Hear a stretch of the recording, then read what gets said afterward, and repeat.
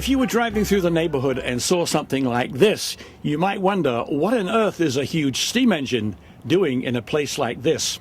Come inside with me and we'll get some answers.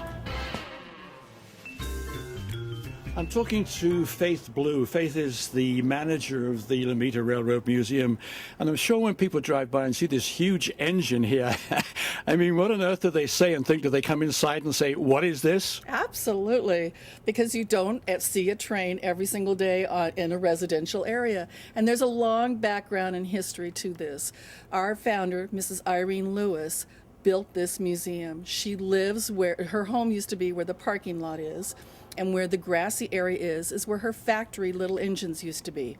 Little Engines manufactured the kits for these 1.5-inch scale trains that people assemble and ride. There's a group called the Live Steamers.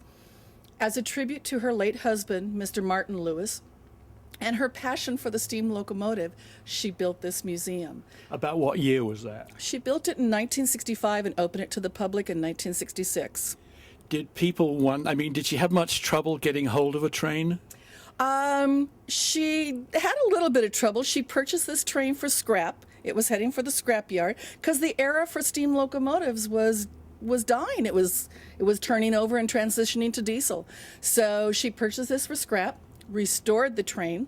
Southern Pacific was purchased by Union Pacific. Union Pacific, in turn, gave her the caboose as a Christmas gift. So she kind of got a 2-for-1 deal. I know that you weren't here at that time, but when the neighbors saw this super huge steam engine come, I mean, do you have any recollection, or do you know what kind of a reaction was? I think there was enthusiasm. People who come to the museum and who knew Mrs. Lewis knew that she was a train expert and her passion was about trains. So they kind of knew and suspected with Mrs. Lewis anything was possible.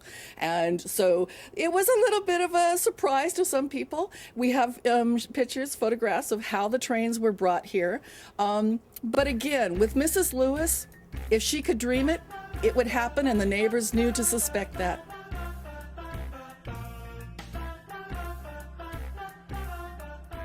One of the wonderful things about steam trains is the incredible collection, if you will, of all these sort of rods and ties and huge wheels.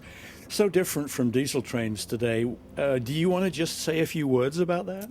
Well, I think that what I loved sharing with children when they come here for tours is that before the steam locomotive was built, it took people weeks to get west. When the train was built, our nation exploded. It took days to get west. And now with the plane, it takes hours. So that's a really wonderful opportunity to share with them about transportation. You mentioned an interesting thing about the color of this being black. Well, it's not an accident that most locomotives are painted black. There was a lot of soot that came with steam locomotives, and it was a tough, hard job.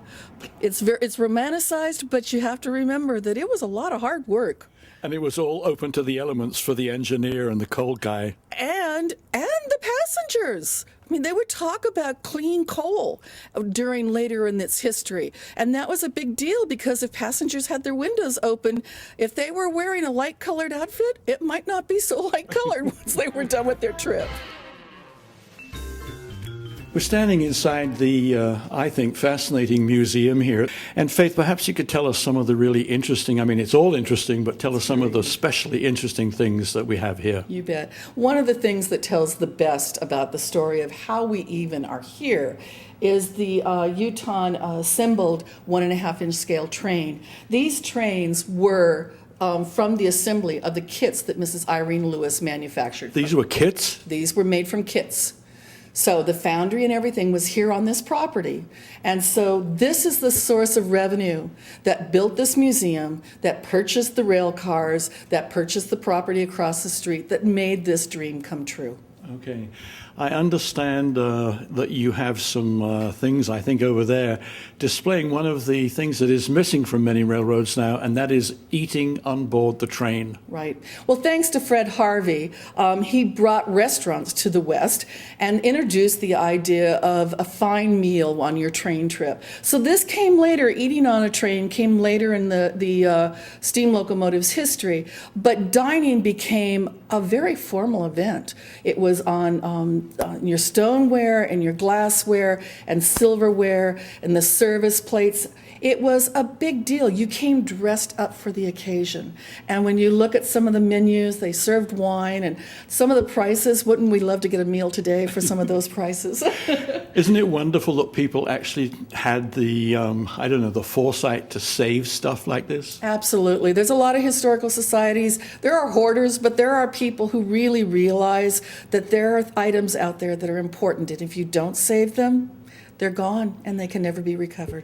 You were sharing with us just a moment ago a wonderful story about how they warned or stopped trains. Could you tell us about that? Sure, you bet. Among our collection, we've got things for children, and we have items that appeal more to a mature audience. We have a torpedo over in our display case. Actually, a torpedo? I'm thinking of the Navy. You would, wouldn't you? We have a couple of them, actually. And what they were a device that they set on the rail from the previous train to forewarn the upcoming train that there was something up ahead and there was a need to stop. And so these would make a sound and a little bit of a smoke, and it would warn the train that there was a reason to stop the train. You mentioned kids. What sort of age would you recommend kids coming here? Well, I'm a kid basically at heart. Aren't we all? I really believe that the museum appeals to all ages. The trains outside are allowed, the children are allowed to go in and explore. If they've never been inside of a 1902 Southern Pacific steam locomotive, they get to look inside the firebox, really explore that, and get to feel what it was like to be an engineer or a fireman. There's a water tower right next to it, so they really get that sense of height and the wheels, the size of the wheels. Then we have a 1910 Woodside Union Pacific caboose, and in that, the caboose was made before running water and electricity. Can we see that? Absolutely, you bet. So we appeal to a little bit of everybody. Inside the museum is probably a little bit more for the adults or an older teenager. You know, you mentioned kids. I, as a child growing up, loved, as I've shared with you, trains. And I remember my parents reading to me Thomas the Tank Engine. Do you have any sort of stuff where, you read to kids about something? We do. We have a story time that we have on Friday mornings from 9:15 to 10:30. There is an admission for the adults, but all children are free. And they come aboard our 1910 caboose, and we read them stories. And then we give them a tour of the museum. Terrific. Yes.